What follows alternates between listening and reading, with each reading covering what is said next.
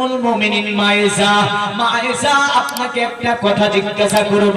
মা আয়েশা বলেছিল, ওগো নবীর সাহাবীরা, এ নবীর সাহাবীরা বলো তোমরা এমন কি কথা আমাকে জিজ্ঞাসা করবে? মা আয়েশাকে বলেছিল, নবীর সাহাবীরা, এ মা আয়েশা আপনি দয়া করে বলবেন পৃথিবীর জমিনে আপনি 9 বছর ধরে নবীর জীবন সংসারে ছিলেন। ওগো মা আয়েশা আপনি বলুন নবী পাকের জীবনী সম্পর্কে আমাদেরকে আলোচনা দিন, নবী পাকের জীবনী সম্পর্কে আমাদেরকে বলুন। মা আয়েশাতুল হুমায়রা রাদিয়াল্লাহু তাআলা আনহার চোখ দিয়ে বুঝলেন পানি বয়ে গেল। মা আয়েশা বলে, নবীর সাহাবীরা আমাকে নবীর জীবনী সম্পর্কে জিজ্ঞাসা করো না, তোমরা যদি নবীর জীবনী দেখতে চাও পবিত্র কোরআনকে তোমরা দেখে নাও, কারণ পবিত্র কোরআনে 114টি সূরা আমার আল্লাহ পাক নাজিল করেছে। পুরো কোরআনটা আমার নবী পাকের জীবনী, কারণ তোমরা যদি নবীর জীবনী দেখতে চাও আল্লাহর কোরআনকে তোমরা দেখে নাও। আরো জোরে বলতে হবে, আর একটু জোরে বলেন সুবহানাল্লাহ। তো মা আয়েশা বলল, পৃথিবীর মানব তোমরা যদি নবীর জীবনী দেখতে চাও আল কোরআনকে তোমরা দেখে নাও, কারণ কোরআনের প্রতিটা পৃষ্ঠায় পৃষ্ঠায় আমার নবী পাকের জীবনী আছে, আমার নবী পাকের সিরাতের বর্ণনা আমার আল্লাহ পাক করেছে। কিন্তু বর্তমান তাজ্জুবের বিষয় বিভিন্ন ভাবে আপনার বিভিন্ন শায়েখ নামে আপনার তৈরি হয়েছে আমাদের সমাজে।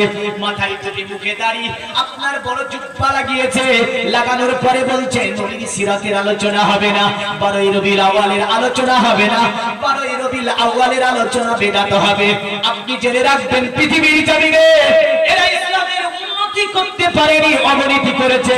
ইসলামের যত ঐক্যকে নষ্ট করেছে এরা পৃথিবীর জমিনে আপনার ইহুদির গুটিকে আপনার ভক্ষণ করেছে। আপনার এরাই হচ্ছে ইহুদি, আপনার এরাই হচ্ছে ইহুদি। কারণ এদেরকে যদি আপনি চিনতে যান, এদের পুরো ইতিহাসকে যদি আপনি খুঁজে দেখেন, দেখতে পাবেন এদের কোনো গোড়া নাই। এরা হচ্ছে আসলে ওই আগাছা আলোকলতার দল। আলোকলতা চিনেন তো? আমাদের মুর্শিদাবাদের ভাষায় একটা গাছকে আলোকলতা বলে, ওটাকে সাধারণত আলোকলতা মানে আগাছা। হ্যাঁ, আগাছা বলতে যে গাছে থাকে পুরা জড়ে নেবে দেখবেন ওপরটাকে, আর গুড়া নাই, মানে ওর বাপের পৈতৃক সম্পত্তি বুঝলেন ওপরে গিয়ে, কিন্তু আসলে গোড়া নাই। আমার সমাজে কিছু গুণ বাড়িয়েছে দেখতে পান না, জীবনে মাদ্রাসা পড়েনি বুঝলেন, ও কোনা থেকে মৌলবি হয়ে গেছে, হয়ে যাওয়ার পরে রে বাবার ওর লেকচারে টিকা মুশকিল হলো। কারণ এটা একটা দার্শনিকের কথা, খুব চিন্তাবিদদের কথা, যে অল্প শিক্ষা ভয়ঙ্করী, বলে না অল্প শিক্ষা ভয়ঙ্করী, একদম সেম বুঝলেন। এ সম্পর্কে রাসূলুল্লাহর ভবিষ্যৎবাণী আছে। তো যাই হোক, আমি ওই দিকে যাব না, যেহেতু সিরাত নিয়ে আলোচনা করব, আমার নবীজির সিরাতটা কি ছিল এই নিয়ে আমি আলোচনায় যাব, তাই মধ্যে মধ্যে ইনশাআল্লাহ আপনাকে টাচও দিয়ে দেব। আমার আল্লাহ পাক আমার নবীকে পাঠিয়েছেন দুনিয়ার জমিনে, আমার আল্লাহ পাক সুন্দরভাবে কোরআনুল কারীম দিয়ে আপনার মানুষকে জানিয়ে দিচ্ছেন। তবে পৃথিবীর মুমিন মুসলমান আমার ঘরে জেনারেশন যারা আছে ইউটিউব সোশ্যাল মিডিয়া থেকে আপনার দেখে হুজুরকে সিলেক্ট করে রেখে দিয়েছে, রেখে দেওয়ার পরে হুজুর যা বলবে সেটাই ঠিক। গ্রামের ইমাম সাহেব মানে না, গ্রামের আরো যে মৌলবি সাহেব আছে সেগুলোকে মানতে পারে না, গ্রামে আপনার এলাকার মাদ্রাসাতে বড় বড় হুজুর আছে তাদেরকে মানতে পারে না। ওর হুজুর হচ্ছে হাওয়া হুজুর, মানে নেট খুললে আসে আর নেট বন্ধ করলে চলে যায়। এদের নাম রেখেছে আমি হাওয়া হুজুর, হাওয়াতে যাতায়াত করে, দেখাও যায় না, বুঝাও যায় না কি যে করে কি যে বলে। বললে যদি বলে তোদের হুজুরকে ডাকতে পারবে না, পালিয়ে যাবে ওখান থেকে উঠে।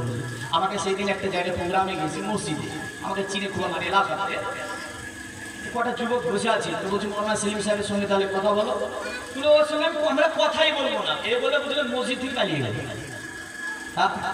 মানে আমার সঙ্গে তো কথাই বলবো না, আমার সম্পর্কে মানে আমার সামনে বসে ওরা কথাই বলবে না, মসজিদ থেকে পালিয়ে গেল। একটা লোক বলছে এই তো অবস্থা, কারণ ওরা আওড়াবে দিক দিক, ওই আওড়াবেতে পড়া যাবে না, যাবে খবরদার না। এ কারণে এগুলো বলতে হচ্ছে কেন, বর্তমান পরিস্থিতি খুব খারাপ। আমাদের সুন্নিয়াত এগুলোকে প্রথম থেকে যদি আমরা সোশ্যাল মিডিয়াকে কাজে লাগাতাম, তাহলে আজকে আমার ঘরের যুবক জেনারেশন গুলো হয়তো এই জায়গাতে পৌঁছাতো না, কিন্তু আমরা সোশ্যাল মিডিয়াকে প্রথম অবস্থায় কি করেছিলাম, এটাকে বয়কট করেছিলাম যে আমরা সোশ্যাল মিডিয়ার মধ্যে কিছু যাব না। আর ওই ভিতর কাজটা ওরা কিন্তু করে ফেলেছে, ব্যাপকভাবে ওদের সংখ্যা বৃদ্ধি পাচ্ছে। তাই বলবো আমাদেরকে সর্বময় সচেতন থাকতে হবে। গ্রামের যুবক জেনারেশনদেরকে বলবো, গ্রামে আলেম আছে, বড় বড় আপনাদের কালিয়াচকে মাদ্রাসা আছে, আলোচনায় করুন। দ্বিতীয় হোয়াটসঅ্যাপ নাম্বার আপনি আমার নিয়ে রাখবেন, যত আপনার পৃথিবীর যত প্রশ্ন ইনশাআল্লাহ হোয়াটসঅ্যাপ আমাকে দেবেন, তার বিপরীত হাদিস বুঝিয়ে দেব। এবং কি ইনশাআল্লাহ আহলে সুন্নাত ওয়াল জামাত যত কাজ করে সমস্ত সহিহ হাদিস এবং কোরআনের একদম অনুকূলে একটাও কাজ আহলে সুন্নাত ওয়াল জামাতের কোন জায়েদ হাদিস থেকে আহলে সুন্নাত ওয়াল জামাত প্রথম দলিল গ্রহণ করে না। আপনার ইমামে আজম আবু হানিফা নামান বিন সাবিত তিনি প্রথম দলিল গ্রহণ করেছেন আল কোরআন থেকে, জোরে বলেন সুবহানাল্লাহ। কিন্তু অন্য ইমামগণ দেখতে গেলে হাদিসে আগে গিয়েছে, কিন্তু আমার ইমাম তিনি আগে হাদিসে যাননি, আগে কোরআনে গিয়েছে। এ হচ্ছে হানাফি, এ হচ্ছে আহলে সুন্নাত ওয়াল জামাত। আসি সিরাত চক্র, নবী পাকের জন্ম বৃত্তান্ত, নবী পাকের আগমন, নবী পাক সাল্লাল্লাহু আলাইহি ওয়াসাল্লামের মক্কা তথা মদিনার জীবনী, সিরাত দীর্ঘ 63 বছরের আলোচনা কি বলা হয়েছে এক কথাই সিরাতুন নবী বা সিরাতুন নবী, সিরাতুর রাসূল ইত্যাদি নামে খ্যাত করা হয়েছে। তো আমি সিরাত সম্পর্কে কয়েকটা আয়াত প্রথমে আলোচনা করি। এখন বলছে ওরা কি নবীর জন্ম খুঁজেই পায়নি, বলেনি? কোরআন হাদিসে নবীর জন্ম খুঁজেই পায়নি, নাই আছে না? নাই নাই। আল্লাহ পাক কসম করছে, দেখেন আত-তিনি ওয়াজ-যাইতুনি ওয়া তুরি সিনিনা ওয়া হাযাল বালাদিল আমিন। আমার আল্লাহ বলছে আমি দুটি বৃক্ষের কসম করলাম, তুরে সিনার কসম করলাম। আমার আল্লাহ বলছে ওয়াহাজাল বালাদিল আমিন, আমি আমানতের শহর মক্কার কসম করলাম, জোরে বলেন সুবহানাল্লাহ। আমার নবীজি আল্লাহকে বলছে আল্লাহ তুমি যে আমানতের শহর মক্কার কসম করেছো, তুমি মক্কাতে তোমার কাবা ঘর আছে যার কারণে কসম করেছো। আমার আল্লাহর নবীকে আল্লাহ বলছে না গো নবী না, কাবা ঘরের জন্য আমি আল্লাহ পাক কসম করি না। আমার নবী আল্লাহকে বলছে আল্লাহ তাহলে কাবা ঘরের মধ্যে তুমি একটি পাথরকে রেখেছো, যে পাথরটির নাম হচ্ছে হাজরে আসওয়াদ পাথর, এই হাজরে আসওয়াদের জন্য তুমি কসম করেছো। আমার আল্লাহ বলছে নবী গো হাজরে আসওয়াদের জন্য আমি আল্লাহ পাক কসম করি নাই। আমার নবী যে আল্লাহকে বলছো গো আমার আল্লাহ তাহলে আরো দুটি পাহাড়ের নাম আমি বলবো, একটার নাম সাফা, দ্বিতীয়টির নাম হচ্ছে মারওয়া। এই সাফা মারওয়া পাহাড়ের জন্য তুমি কসম করেছো। আমার আল্লাহ বলছে না গো নবী না, আমি আল্লাহ পাক সাফা মারওয়ার জন্য কসম করি না। আমার নবী আল্লাহকে বলছেন তাহলে ওই মক্কাতুল মুকাররমার সরজমিনে আরেকটা সুন্দরতম জায়গা, যে জায়গাটার নাম হচ্ছে আরাফাতের ময়দান, যেখানকার দোয়াকে তুমি ফিরিয়ে দিতে পারো না আল্লাহ, ওই আরাফাতের ময়দানের জন্য তুমি কসম করেছো। আল্লাহ বলছে না গো নবী না, আমি আল্লাহ পাক আরাফাতের ময়দানের জন্য কসম করি না। আমার নবী আল্লাহকে বলছে আল্লাহ তাহলে তুমি মক্কার কসম কেন করলে, দয়া করে তুমি আমাকে বলে দেবে। আল্লাহ বলছে নবী শুনবেন মক্কার কসম কেন আমি আল্লাহ করেছি। আমার আল্লাহ কোরআন দিয়ে নবীকে বলছে লা উকসিমু বিহাযাল বালাদ ওয়া আনতা হিল্লুম বিহাযাল বালাদ ওয়া ওয়ালিদিন ওয়া মা ওয়ালাদ। আমার আল্লাহ বলছে নবী এই কারণেই আমি আল্লাহ মক্কার কসম করেছি, কারণ এই মক্কাতে আপনি জন্মগ্রহণ করেছে, আপনার পিতৃপুরুষ যারা তারা ওই মক্কাতে জন্মগ্রহণ করেছে, এই কারণে আমি আল্লাহ মক্কার কসম করেছি। জোরে বল, আর একটু জোরে বলতে হবে, তাহলে বোঝা গেল মক্কার কসম করলেন আমার আল্লাহ নবীর জন্মের কারণে।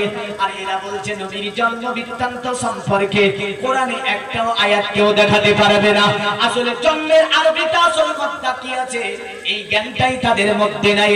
আর থাকবেই বাকি করে, কারণ মাদ্রাসায় তো আপনার পড়েনি, মাদ্রাসায় না পড়বে ইলমুল ব্যাকরণ জানবে না, এখানে আপনার ফাসাহাত বালাগাতের কায়দা জানবে না, এমন করে তারকিবের কায়দা জানবে না, শরফের কায়দা জানবে না। ও কি করে বুঝতে পারবে যে আপনার জন্মের আসল মাদ্রাসা মক্কাটা কি এটাই জানে না, তাই সে বলে বেড়ালো কি নবী পাকের মিলাদ সম্পর্কে কোনো আলোচনা কোরআনুল কারীমের মধ্যে নাই। দেখুন মিলাদ শব্দটি আমরা যদি ব্যাকরণে দেখি দেখতে পাবো এর আসল মাত্রা হচ্ছে আসলে ওয়ালাদ, মানে আমার আল্লাহ বলছে আমার নবী মক্কাতে আপনি জন্মগ্রহণ করেছেন বলি ওই মক্কার আমি আল্লাহ পাক কসম করেছি, জোরে বলেন সুবহানাল্লাহ। এখন আমি আসবো আমার আল্লাহ নবীকে মক্কাতুল মুকাররমার সরজমিনে পাঠিয়েছেন। এই নিয়ে যদি ভারতবর্ষের সরজমিনে প্রতিদিন একটা কিতাব আমরা গবেষণা করে দেখতে যাই যে কিতাবটি সনাতন ধর্মের মানুষ অবলম্বন করে থাকে, কিতাবটির নাম হচ্ছে মহাভারত। এই মহাভারতের মধ্যে বলেছে কাল পুরাণে বিষ্ণু যাসেতে নামেতে ব্রাহ্মণ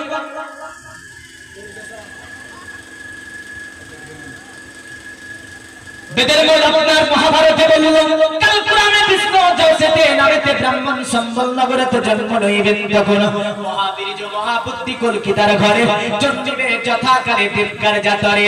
পৃথিবীটা যখন অন্ধকারে আচম্বিত হয়ে যাবে, চতুর্দিকে যখন আপনার বিভিন্ন আপনার শয়তানের রাজত্ব চলবে, এক আল্লাহকে ডাকার কেউ মানুষ থাকবে না, আল্লাহর ইবাদত করার কেউ পৃথিবীতে থাকবে না। ওই সময়তে বিষ্ণু দাসের ঘরে আমার আল্লাহ পাক সম্পূর্ণ শহরে একজন মহান ব্যক্তিকে আমার আল্লাহ পাঠাবে, জোরে বলেন সুবহানাল্লাহ। অন্য পণ্ডিত মহান ব্যক্তিকে তো আল্লাহ পাঠাবে, ওই মহান ব্যক্তিটা কার ঘরে আসবে বলে ব্রাহ্মণ গোত্রে আসবে। ব্রাহ্মণ শব্দটি হচ্ছে সংস্কৃতি শব্দ। যদি আমরা বেদের মধ্যে ব্রাহ্মণের সংজ্ঞা দেখতে যাই, ব্রাহ্মণের সংজ্ঞা সম্পর্কে বেদে এভাবে বলেছে ব্রাহ্মণ তারা যারা পৃথিবীর জমিনে আল্লাহর ইবাদতে নিজেকে মনোনিবেশন করে দিল, তারাই হচ্ছে পৃথিবীর জমিনে ব্রাহ্মণ। আল্লাহ উম্মা সাল্লাল্লাহু আলাইহি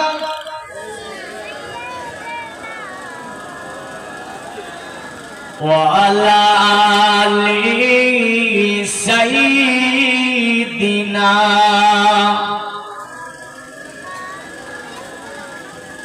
পণ্ডিত বললে সোন ব্রাহ্মণ গোত্রে ওই নবী আসবে, মানে একটা প্রভাবশালী গোত্রে নবী আসবে, জোরে বললেন। যে গোত্রটার নাম হচ্ছে কুরাইশ। কি নাম? কুরাইশ গোত্র। এই গোত্রটা ছিল বড় প্রভাবশালী গোত্র, যাকে আপনার মহাভারতে বলল ব্রাহ্মণ, মানে একটা ব্রাহ্মণ গোত্রে আসবে উনি। বলল পণ্ডিত তাহলে নাম কি হবে? নামটা তো উল্লেখ করলে না তুমি। বলে নামটা হবে তার বাবার নাম হবে বিষ্ণু দাস। কি হবে এগুলো মনে রাখবেন। বিষ্ণু দাস শব্দটি হচ্ছে সংস্কৃতি শব্দ। বিষ্ণু দাসের যদি বাংলা করা হয় হবে আল্লাহর দাস, বিষ্ণু দাসের যদি বাংলা করা হয় হবে আল্লাহর গোলাম, বিষ্ণু দাসের যদি বাংলা করা হয় হবে আল্লাহর বান্দা। আর যদি বিষ্ণু দাসের আরবি করা হয় আরবি হবে আব্দুল্লাহ। আমার নবী পাকের বাবার নাম কি ছিল গো? বলেন কি ছিল? আব্দুল্লাহ। নবীর বাবার নাম কি ছিল? আব্দুল্লাহ। তারা বলল বিষ্ণু দাসের ঘরে নবী আসবে। বললে পণ্ডিত বলে বিষ্ণু দাসের ঘরে নবী আসবে ব্রাহ্মণ গোত্র, মানে প্রভাবশালী গোত্রে। ওই নবীটার নাম কি হবে?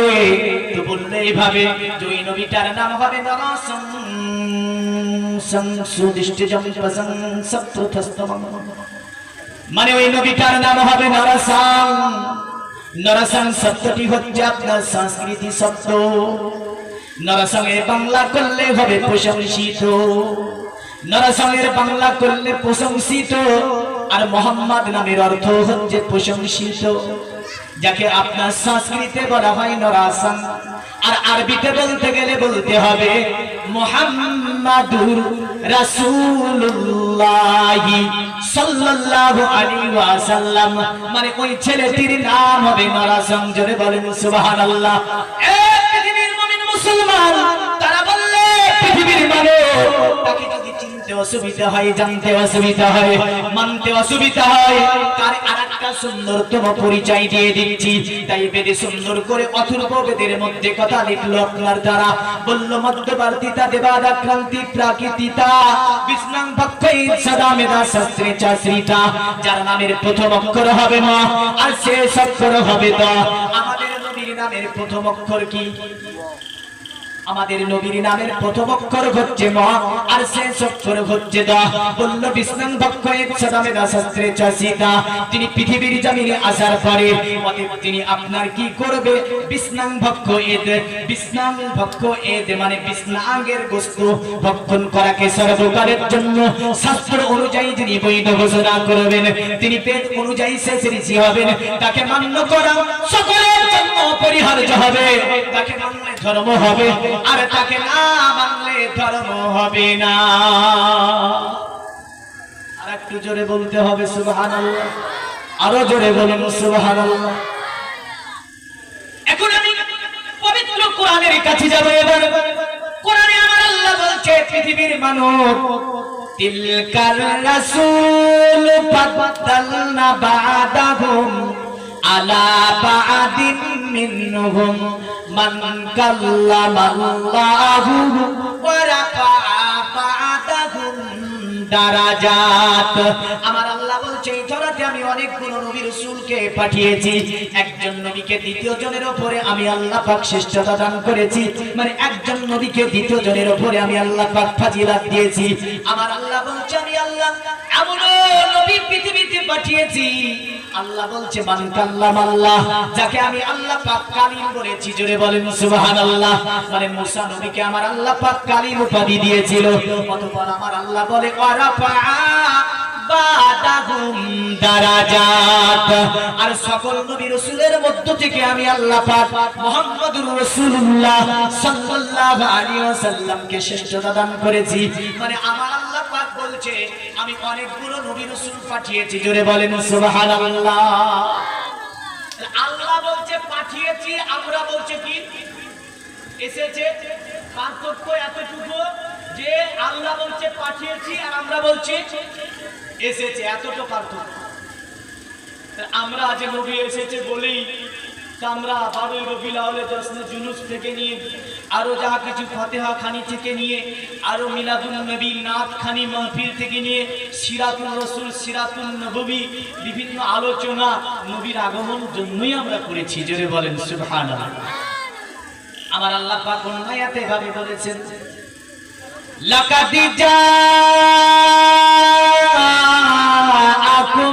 রাসূলুন মিন আনফুসিকুম আজিজুন আলাইহি মা আনিতুম হারিস হারিসুন আলাইকুম বিল মুমিনিনা রাউফুর রহিম। আমার আল্লাহ বলে আমি তোমাদের মধ্য থেকে একটা নবী পাঠিয়েছি। জোরে বলেন সুবহানাল্লাহ। আমি আল্লাহ তোমাদের প্রতি বড় ইহসান করেছি যে তোমাদের মধ্য হতে একটা নবী তোমাদের কাছে পাঠিয়েছি। আমার আল্লাহ বলে তোমাদের দুঃখে পড়া কষ্টে পড়া দিনের জন্য যিনি আমার দরবারে মঙ্গল কামনা করে, যিনি আমার দরবারে কল্যাণ কামনা করে, তিনি হচ্ছে মুহাম্মদুর রাসূলুল্লাহ সাল্লাল্লাহু তাআলা আলাইহি ওয়াসাল্লাম। আমার আল্লাহ বলে এ পৃথিবীর মুমিন মুসলমান, আমার আল্লাহ বলে আলাইকুম বিল মুমিনিনা রাউফুর রহিম। আর আমার নবী হচ্ছে মুমিনদের জন্য অতি দয়ালু এবং মেহেরবান। জোরে বলেন সুবহানাল্লাহ। তাহলে আমরা যদি মুমিন হয়ে যেতে পারি, আমাদের জন্য অতি মেহেরবান হচ্ছে আমার নবী। মুমিন হতে হবে। কি হতে হবে? এবার যদি বলেন মুমিন ছাড়া কি মেহেরবান নয়? আমার আল্লাহ অনন্ত আয়াতে ভাবে বললেন ওয়ামা আরসালনাকা ইল্লা রাহমাতাল লিল আলামিন। হে আমার নবী সমগ্র আলামের জন্য আপনাকে আমি আল্লাহ রহমত বানিয়ে পাঠিয়েছি। জোরে বলেন সুবহানাল্লাহ। যেমন আমার নবী মুসলিমের জন্য রহমত, অনুরূপ হিন্দুর জন্য রহমত, অনুরূপ খ্রিস্টানের জন্য রহমত, অনুরূপ নাসারার জন্য রহমত, অনুরূপ শিখের জন্য রহমত, দলিত আদিবাসী থেকে নিয়ে পৃথিবীর জমিনে যত ধর্ম বর্ণ নির্বিশেষে আমার আল্লাহ পাক মুহাম্মদকে আপনার রহমত বানিয়ে পাঠিয়েছে। ঘোষণা আল্লাহর কোরআন দিয়েছে। আল্লাহ বলছে আমা আরসালনাকা ইল্লা রাহমাতাল লিল আলামিন। হে আমার নবী শুধু যে আপনাকে মুসলমানের জন্য নবী বানিয়েছি তা নয়, পৃথিবীতে যত ধর্মের মানুষ আছে সকলের জন্য আপনাকে নবী বানিয়েছি, অতএব আপনাকে সকলের জন্য রহমত বানিয়েছি, সকলের জন্য দয়াদ্র বানিয়েছি। কিন্তু আল্লাহ রাব্বুল আলামিন যদি অন্য আয়াতে বলেছেন আলাইকুম বিল মুমিনিনা রাউফুর রহিম, আমার নবী মুমিনদের জন্য অতি মেহেরবান এবং দয়ালু। জোরে বলেন সুবহানাল্লাহ। তবে এই আয়াতে আমার আল্লাহ বলেছে আলামের কথা, মানে সমগ্র সৃষ্টির জন্য আমার আল্লাহর নবী হচ্ছে মেহেরবান, নবী রহমতে ভান্ডার। জোরে বলবেন না? নবী শাফাআতে সরদার। জোরে জোরে জোরে জোরে জোরে। আরে নবী রহমতে ভান্ডার, নবী শাফাআতে সরদার, নবী আহমদে মুখতার। জোরে বলুন, বলো আল্লাহ আল্লাহ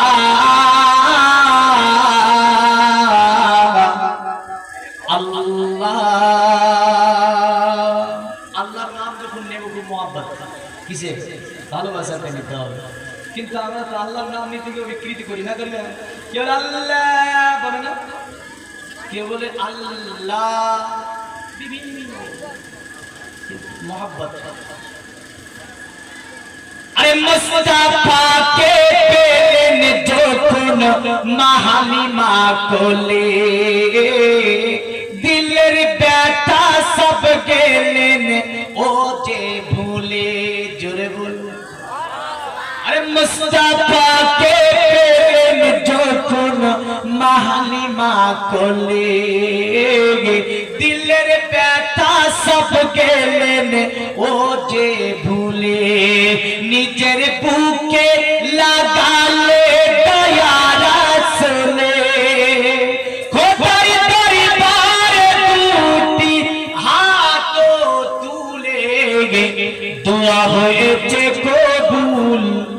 বলো আল্লাহ আল্লাহ। আজকে মিলাদে রাসূল। জোরে বলবেন না? এটা তো মিলাদের রাসূল হচ্ছে। আজকে মিলাদে রাসূল, বিবি আমিনার ফুল। বলো আল্লাহ আল্লাহ আল্লাহ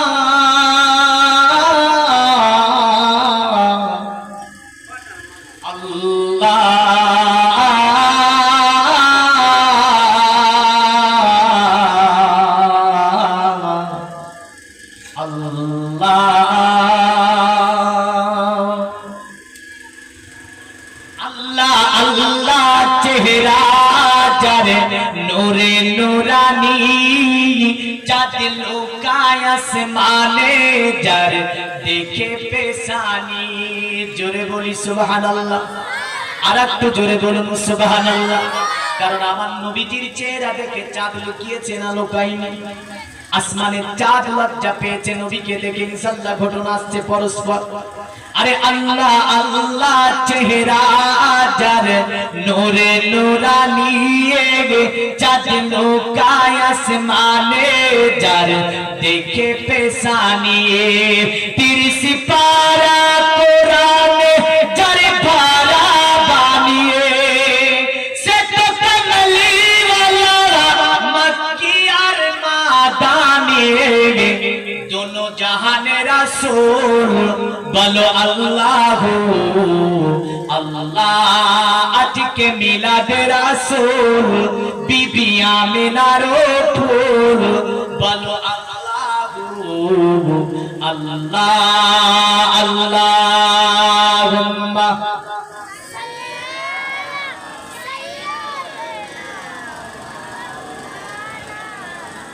ওয়া আলা আলিহি।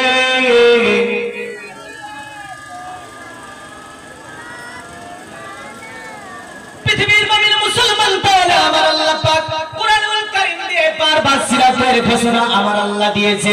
আমার আল্লাহ বলেছে আমি আলামের জন্য নবীকে রহমত বানিয়ে পাঠিয়েছি।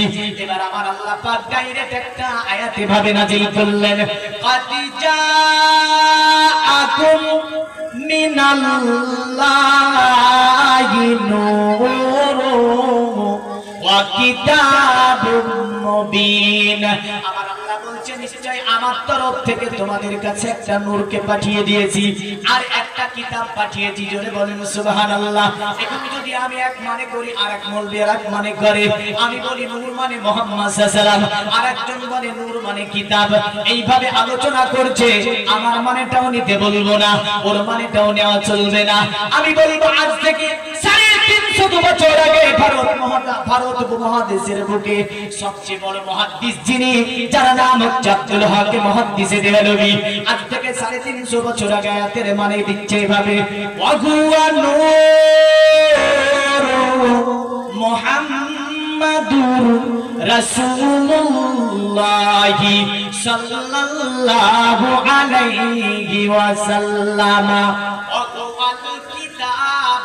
কুরআন নূর হচ্ছে আমার নবী মুহাম্মদ সাল্লাল্লাহু আলাইহি ওয়াসাল্লাম, আর কিতাব হচ্ছে আল কুরআন। জোরে বলেন সুবহানাল্লাহ। এই নূর মুহাম্মাদি কবে সৃষ্টি হয়েছে এই নিয়ে বর্তমান সময়ে যুবকদের মধ্যে ঝামেলা। পৃথিবীর যুবকেরা তোমাদেরকে বলে গেলাম, তোমাদের হুজুর বলেছে না নবী প্রথম তৈরি নয়। তোমাকে শিখিয়ে দিয়েছে তিরমিজির ওই হাদিসটা যে আউয়ালু মা খালাকাল্লাহুল কালাম, আল্লাহ পাক প্রথম কলম তৈরি করেছে।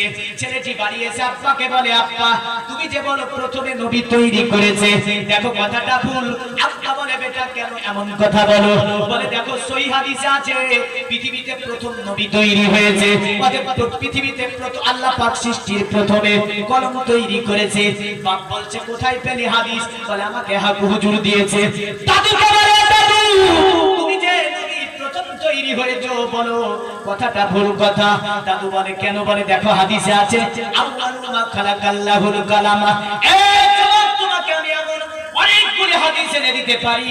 আমার নবীজি একথাও বলেছেন আউয়ালু মা খালাকাল্লাহুল আরশ, আমার আল্লাহ পাক প্রথম আজকে তৈরি করেছে। আর একটা হাদিসে নবী এইভাবে বলেছেন আউয়ালু মা খালাকাল্লাহুল মা, আমার আল্লাহ পাক পানিকে প্রথম তৈরি করেছে। আর একটা হাদিসে এরকম ভাবে আছে আউয়ালু মা খালাকাল্লাহুর রূহ, আমার আল্লাহ পাক রূহকে প্রথম তৈরি করেছে। আর একটা হাদিসে এরকম ভাবে আছে আউয়ালু মা খালাকাল্লাহুন নূর, আমার আল্লাহ পাক প্রথম নূরটাকে তৈরি করেছে। এখন কোনটা প্রথম তৈরি এই নিয়ে তুমি এই বিভ্রান্তে পড়ে যাবে। এই ব্যাখ্যা দিয়ে গিয়েছেন। আমার নবীকে যদি জিজ্ঞাসা করেন নবী গো আপনি তো অনেকগুলো প্রথমের কথা বললেন, এই কথাটা জিজ্ঞাসা করেছিল জাবির রাদিয়াল্লাহু তাআলা আনহু। আমার নবীকে বলে ফিদাকা আবি উম্মি, ওগো নবী আপনার কদম তলে মা বাবাকে কুরবান করে দেই। কারণ আপনি দয়া করে বলবেন, কখনো আপনি বললেন কলম প্রথমে তৈরি হয়েছে, কখনো বললেন আরশ প্রথমে তৈরি হয়েছে, কখনো বললেন পানিকে আল্লাহ প্রথম তৈরি করেছে, কখনো আপনি বলেছেন নূরকে আল্লাহ প্রথম তৈরি করেছে। জাবির বলে নবী গো আমার নবী দয়া করে আপনি বলবেন আল্লাহ সর্বপ্রথমে কোন জিনিসটা তৈরি করেছে? আমার নবী বলে জাবির, আমার সাহাবী জাবির শুনে রেখে দাও, আমি নবীজি তোমাকে বলে দিলাম ইয়া জাবিরু ইন্নাল্লাহ তাআলা কদ খালাকা ক্বাবলাল আশিয়া নূরান বিকা মিন নূরি। এ জাবির আল্লাহ সর্বপ্রথমে তোমার নবীর নূরকে তৈরি করেছে। ফাজালা জালিকান নূর ইয়াদুরু বিল কুদরাত, যখন আমার আল্লাহ আমার নূরকে তৈরি করে আল্লাহর কুদরত দিয়ে তৈরি করেছে। আর একটু জোরে বলেন সুবহানাল্লাহ। ঘুম আসে না? ঘুম আসে না তো? ঘুম ভেঙে যাবে ইনশাআল্লাহ। জাবির রাদিয়াল্লাহু তাআলা আনহু কে নবীজি বলছে শোনো জাবির, ওয়ালাম ইয়াকুন ফি জালিকা লাফতে লাউহুন ওয়ালা কালামু ওয়ালা মালাকু। আমার নবীজি বলে ওগো জাবির শুনে রেখে দাও, আল্লাহ যখন আমার নূরকে তৈরি করে আমার আল্লাহ পাক তিনি সময় তৈরি করেনি, আমার আল্লাহ পাক লৌহ তৈরি করেনি, আমার আল্লাহ কলম তৈরি করেনি, আমার আল্লাহ ফেরেশতা তৈরি করেনি, আমার আল্লাহ পাক আসমান তৈরি করেনি, আমার আল্লাহ জমিন তৈরি করেনি, আমার আল্লাহ চন্দ্র তৈরি করেনি, আমার আল্লাহ সুরাজ তৈরি করেনি, আমার আল্লাহ জান্নাত তৈরি করেনি, আমার আল্লাহ জাহান্নাম তৈরি করেনি, আমার আল্লাহ জিন ইনসান কোনটাই বানাইনি। ওই সময়তে আমি নবী রূপে আমার আল্লাহর কাছে ছিলাম। তাহলে বোঝা গেল কে প্রথমে তৈরি? বলেন বলেন কে প্রথমে তৈরি? আমার নবী পৃথিবীর জমিনে আমেরিকার সরজমিনে বিজ্ঞানীদের বিরাট সেমিনার বসলো। তারা বলল পৃথিবীতে কোনটা আগে তৈরি হয়েছে দেখবো। মানে সৃষ্টির রহস্যকে বোঝার জন্য বিজ্ঞানী সেমিনার। তো বলছে কোথা থেকে শুরু করবি? কেউ বলছে জমিন আগে তৈরি নাকি আসমান আগে তৈরি, কেউ বলে মুরগি আগে তৈরি না ডিম আগে তৈরি।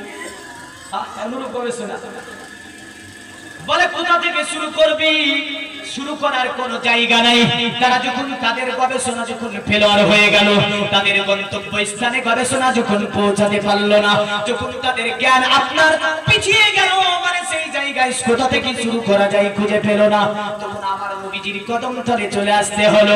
আমার নবীজির কদম তলে এসে দেখা যায় আমার নবী পাক সুন্দরতম একটা হাদিস বলে দিলেন, আউয়ালু মা খালাকাল্লাহু নূরি, আমি হচ্ছি আল্লাহ পাকের প্রথম নূর। জোর সৃষ্টি জোরে বলেন সুবহানাল্লাহ। বিজ্ঞানীরা বলল যে আমরা কোথা থেকে শুরু করব? কেউ বলল মাটি থেকে, কেউ বলল আসমান থেকে, কেউ বলল জান্নাত থেকে, কেউ বলে জাহান্নাম থেকে, কেউ বলে মুরগি নাকি আগে ডিম। এমন করে কোনটা থেকে শুরু করা যায়? কিন্তু আব্দুল্লাহ ছেলে মোহাম্মদ বলছে আউয়ালু মা খালাকাল্লাহু নূরি, আমি হচ্ছি আল্লাহর প্রথম নূরের তৈরি। তাহলে নবীর এই হাদিসকে নিয়ে গবেষণা করা যাক। নিশ্চয়ই সৃষ্টির রহস্য সম্পর্কে আমরা একটা ইস্যু খুঁজে পেয়ে যাব। জোরে বলেন সুবহানাল্লাহ। গবেষণা করে দেখা গেল যে আমার আল্লাহ প্রথম নবীর নূরকে তৈরি করলেন, নূরটাকে চার ভাগে ভাগ করলেন, এক একটা ভাগকে আবার চার চার ভাগে ভাগ করলেন।